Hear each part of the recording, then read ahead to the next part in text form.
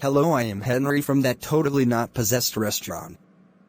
P.S. It was the kid's fault for fucking dying when he was bitten by Fredbear. And the person who I hire random ass people to watch out for living animatronics that I failed to take care of once they were possessed. I just came back from somewhere and now I'm just browsing the web. Why the fuck is there Bonnie porn? Hello, I am William Afton. I lure children to murder them and stuff them into a suit in hopes of my daughter coming back to life after she was shanked by Circus Baby.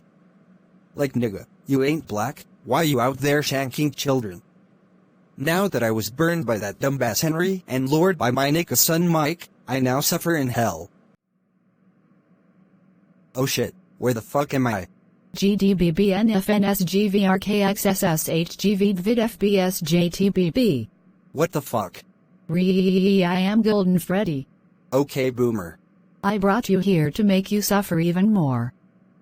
Prepare for our secret weapon. My friend, you have met a terrible, terrible demise. But, I don't feel too bad about it. After all, if it weren't for me it would have just been from someone else. No? I guess what I'm trying to say is life goes on. Well, for everyone else life goes on. Not for you. You're dead.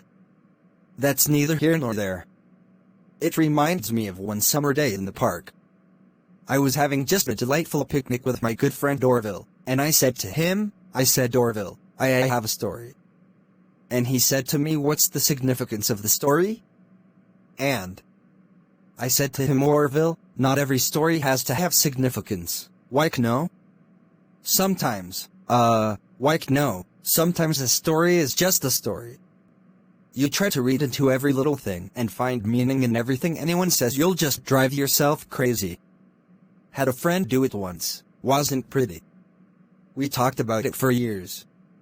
And not only that, but you will likely end up believing something you shouldn't believe, thinking something you shouldn't think, or assuming something you shouldn't assume. No? Sometimes I said a story is just a story, so just be quiet for 1 second in life and eat your sandwich, okay? Of course, it was only then I realized I'd made sandwiches. Poor Orville was having such difficulty eating it. Elephants have those clumsy hands, no? Actually, I suppose that's the problem. They don't have hands at all, do they? That they're all feet. And I couldn't imagine someone asking me to eat a sandwich with my feet.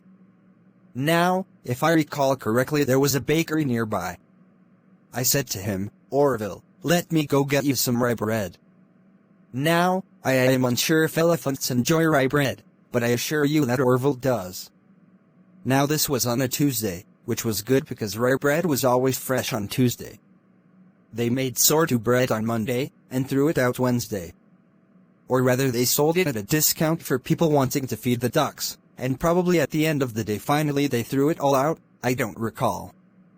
I do remember a man who would bring his son to the bakery every Wednesday and go feed the ducks. He would buy all of the sourdough bread. Of course, no, you're not supposed to feed the ducks sourdough bread at all. It swells up in their stomach and then they all die. At least that's what I've heard. No, I never saw any ducks die myself, but I did notice a substantial decrease in the duck population over the course of a few years. I just never thought to stop the man and tell him that he was killing the ducks by feeding them sourdough bread. And if you want my opinion on the matter, and I told Orville this as well, if you want to feed ducks, or birds, or any kind for that matter, it's best to buy seed. I mean, when you think about it, breads of any sort don't occur in nature. They don't grow on trees, or spring up from the bushes. I don't think birds know what to do with bread. What was I saying? Oh, yes. So I bought Orville some rye bread. What a fine day it was.